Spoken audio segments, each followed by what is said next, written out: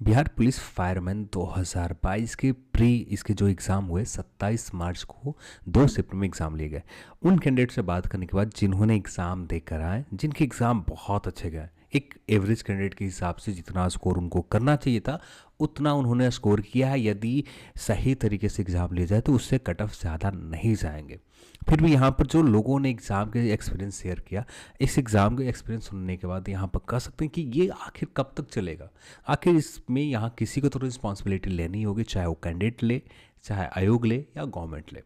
क्योंकि यहाँ पर वैसे कैंडिडेट जो सीरियस होते हैं, जो एवरेज कैंडिडेट होते हैं, लगातार अपना 3 से 4 साल 5 साल, जब ये 3 से 4 साल दे देते हैं स्टार्टिंग की प्रिपरेशन में, फिर इसके बाद ये सोचते हैं कि हमने यहाँ पर 3 से 4 साल समय दे रखा है, अब क्यों यहाँ से छूट जाए, एक लास्ट अटेम्प्ट और ले, एक लास्ट अटेम्प्ट और ले। ऐसे करते करते टोटल 7 से 8 साल समय दे देते हैं। बिहार एसएससी 2014 का कहानी कुछ ऐसी ही है। लोग 2014 से वेट कर रहे हैं, अभी तक फाइनल मेरिट लिस्ट नहीं आई है। बहुत सारे ऐसे कैंडिडेट। अब यहाँ पर कल के दिन एग्ज़ाम हॉल में इतनी गंदी सीन हुई, यानी जितने भी कि बहुत सारे ऐसे एग्ज़ाम हॉल से वीडियोज़ निकल कर आ रहे हैं जहाँ पर फायरमैन की एग्ज़ाम देते हुए कैंडिडेट बाहर एग्ज़ाम लॉबी में दे रहे हैं। बहुत जगहों पर ऐसे जो रियल है, एकदम एक्यूरेट है, उन कैंडिडेट से आप खुद से जाकर बात करें। जैसे मैंने रोहतास से कुछ कैंडिडेट से बात किया, कुछ औरंगाबाद के कैंडिडेट से बात किया, कुछ जो पटना रीजन के हैं, कुछ गया के रीजन से। इन सभी कैंडिडेट के एक्सपीरियंस जाने के बाद यहाँ पर कह सकता हूँ कि बहुत सारे ऐसे कैंडिडेट थे जो नए वाले जो एयरपोर्ट जो होते हैं ये लगाकर एग्ज़ाम हॉल में जाते हैं और लास्ट मोमेंट में क्वेश्चन बाहर आता है कॉल से। जब एग्ज़ाम के आखिरी समय, जब आप कलर करने के समय आता है, उस समय आपको सारे ऑप्शन बाहर से कॉल के थ्रू बताया जाते हैं। वहाँ पर एग्ज़ाम हॉल में ना किसी टीचर ने चेक किया एयरपोर्ट, ना फ़ोन स्मार्टफोन किसी ने चेक किया, पर यहाँ पर बहुत बड़े लेवल पर चीटिंग हुई, पर कोई किसी ने इस पर कोई रिस्पॉन्स भी नहीं लिया। ना एग्ज़ाम हॉल के जो मैनेज करने के लिए प्रशासन थी, एडमिनिस्ट्रेशन थे, ना इन्होंने चेक किया, ना एग्ज़ाम हॉल से बैठे टीचर ने नहीं चेक किया। आखिर इसकी रिस्पॉन्सिबिलिटी किसी को तो लेनी होगी। अब यहाँ पर हर जगह तो गवर्नमेंट ऊपर से हर एग्ज़ाम सेंटर के ऊपर बैठ कर तो देख तो नहीं सकती, पर यहाँ पर रिस्पॉन्सिबिलिटी किसको दिए जा रहे हैं, यहाँ के एडमिनिस्ट्रेशन को। एग्ज़ाम सेंटर के जो टीचर्स हैं, जो एग्ज़ाम को सही तरीके से अपने जो छोटे से एक कमरे के जिसमें 20 कैंडिडेट एग्ज़ाम के लिए बैठे हैं, उस 20 कैंडिडेट को भी मैनेज नहीं कर पा रहे हैं, ऐसे टीचर हैं जहाँ पर एग्ज़ाम सेंटर रखी जा रही है। तो यहाँ पर एक चीज़ तो लोगों को समझना होगा कि ऐसे कैंडिडेट जो लगातार मेहनत करते आ रहे हैं 3 से 4 साल, फिर इसी होप में अपना और समय दे देते हैं कि 2-4 साल और सही, इतना समय हमने दे रखा है तो एक रिक्रूटमेंट और आ रही है, इसमें ट्राई लेते हैं। इसको इंतजार करते तो करते 2 साल पूरे हो जाते हैं, फिर एक नया रिक्रूटमेंट आता है तो फिर एक लास्ट ट्राई लेते हैं। और ये लास्ट ट्राई के चक्कर में अपने करियर के, जहाँ पर कुछ ज़्यादा बेटर, कुछ इससे ज़्यादा अच्छा किया जा सकता था, पर यहाँ पर अपना समय देकर पूरी की पूरी कैरियर चौपट कर लेते हैं। जब लास्ट में कुछ हो भी जाता है, एकदम लास्ट मोमेंट में, जब ऐसे पड़ाव आ जाते हैं, जब हम 30 के होने वाले होते हैं, उस समय कहीं जॉब लग भी जाती है तो उसका मैटर कुछ, हाँ ठीक है उस समय सक्सेस हुई है, उसकी खुशी रहेगी कि हाँ एक समय के बाद मुझे सक्सेस मिली, पर उसका रिजल्ट, उसका क्या निकल कर रहा है, आउटकम क्या निकल कर रहा है कि हम 10 साल दिए इस जॉब के लिए, इस गवर्नमेंट एग्ज़ाम की प्रिपरेशन के लिए, पर गवर्नमेंट के यहाँ के जो एडमिनिस्ट्रेशन है, जो एग्ज़ाम सेंटर को मैनेज करने के लिए एक शिक्षक जो सिर्फ 20 कैंडिडेट एग्ज़ाम सेंटर के अंदर बैठा हुआ, वहाँ पर इस 20 कैंडिडेट को भी मैनेज सही तरीके से नहीं कर पा रहा, और ना कोई यहाँ पर कोई रिस्पॉन्सिबिलिटी कोई ना गवर्नमेंट ले रही है, ना जो एग्ज़ाम सेंटर के एडमिनिस्ट्रेशन में बैठे लोग हैं ना ये ले रहे हैं। पर ऐसे ही चलती रही कब तक। कल के दिन लगभग 15 ऐसे कैंडिडेट से बात की जहाँ पर अलग अलग रीजन के थे, जिन्होंने अपने एग्ज़ाम के एक्सपीरियंस शेयर किया, जिन्होंने ये बता रहे कि मेरे किसी का 72 सही है, किसी का 70 सही है, किसी के लगभग लगभग 73 के आसपास सही है, किसी का 72 सही है, किसी का 75 के आसपास सही है, किसी का 76 सही है। और लास्ट में ये भी वर्ड बोल रहे हैं कि एग्ज़ाम हॉल में मैंने, उनके खुद दोस्त हैं, उनके दोस्तों ने ये चीज़ किया कि या कान में ईयरफोन ले गए एग्ज़ाम हॉल में, इस तरह से चीटिंग करके लोगों ने बनाया। कुछ एग्ज़ाम सेंटर के जो वीडियोस लीक होकर वायरल हो रहे हैं, जहां पर देखा जा रहा है कि एग्ज़ाम हॉल की लॉबी में बैठकर, एक ग्रुप में बैठकर डिस्कशन करके लोग एग्ज़ाम दे रहे हैं बिहार पुलिस के फायरमैन के। अब यहाँ पर कट ऑफ के ऊपर क्या प्रभाव पड़ेगा। मैंने कल के दिन यहाँ पर एक बात कहा था कि कट ऑफ पेपर का लीक उतना बड़ा रिस्पॉन्स कोई इफेक्ट नहीं पड़ने वाला। पर कल के दिन जो 10-15 कैंडिडेट से बात करने के बाद यहां पर तो हम कह सकते हैं कि पेपर लीक इतना बड़ा इंपैक्ट डालने वाला है कि कट ऑफ बहुत ज़्यादा हाई जाएंगे। जो 70-72 वाले जो एवरेज कैंडिडेट हैं, जो बहुत ज़्यादा मेहनत करते हैं और मेहनत करने के बाद 70-75 के रेंज में अपना स्कोर कर रहे हैं, सही सही 70-75 के रेंज में इनका स्कोर है, फिर भी इनका रिजल्ट नहीं होता है। कब तक चलेगा ये?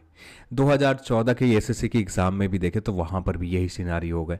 जब स्टार्ट, यदि मेरे हिसाब से जब मैं बात करूँ एग्ज़ाम के पेपर लीक होने का सिलसिला जो स्टार्ट होता है इसी एग्ज़ाम से स्टार्ट होता है। इसके बाद बिहार में एग्ज़ाम सेंटर, जितने भी एग्ज़ाम सेंटर हैं सारे एग्ज़ाम के, चाहे एक बार मैंने दिया था सीपीओ का 2016 में एग्ज़ाम, सीपीओ के एक सेंटर थे पटना में ही, मेरे ही सेंटर के एग्ज़ाम सेंटर रद्द कर दिए गए।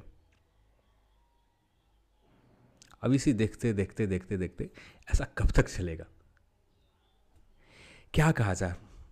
अब ये चीज़ें बंद होनी चाहिए। अब ये लोगों को रिस्पॉन्सिबिलिटी लेनी हो, चाहे 20 कैंडिडेट के बैठे एक एक टीचर जो एग्ज़ाम हॉल के एग्ज़ाम सेंटर के अंदर एक 20 कैंडिडेट के मैनेज करने के लिए बैठे, वो रिस्पॉन्सिबिलिटी के साथ मैनेज करें, क्योंकि इसके साथ लोगों के होप है। लोगों ने अपना जो एवरेज कैंडिडेट है वो यहाँ पर मेहनत कर रहे हैं और मेहनत करने के बाद एक उम्मीद लगा कर रखते हैं कि कुछ तो सही हो।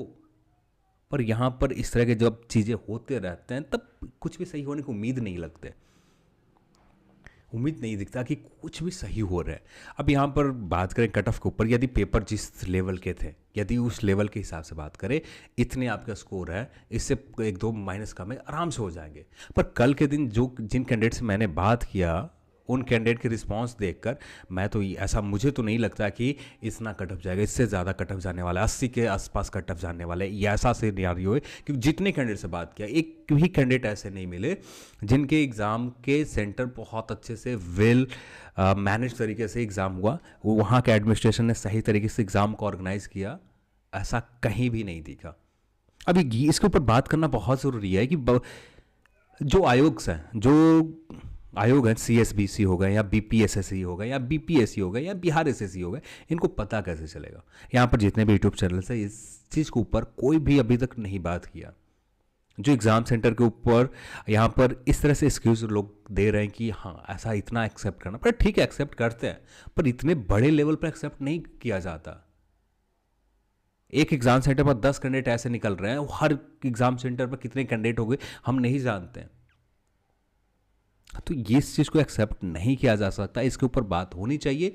मैं उम्मीद करता हूँ कि जितने भी चैनल्स हैं जो एजुकेशन के इस एग्ज़ाम में वीडियोस बनाते हैं, तो मैं उनसे अपील यही करूँगा कि आप भी वीडियोस बनाएं। अब इसके ऊपर बात ज़रूर करें, नहीं तो जितने लोग 7 साल 8 साल समय अपना बर्बाद करते हैं, एंड ऑफ डे बहुत सारे, कुछ लोग स्ट्रांग होते हैं उनमें, कुछ बहुत वीक होते हैं, कुछ के कोई सपोर्ट नहीं कर पाता, कुछ लोग, जब हम ही लोग चुप होने लगेंगे तो जो वीक हैं, जो अपने मेहनत के ऊपर भरोसा रखते हैं, उनके साथ क्या होगा? तो हमें बात करती रहनी चाहिए इन चीज़ों के ऊपर। लोगों के जो एक्सपीरियंस हुए उनके ऊपर बात होनी चाहिए।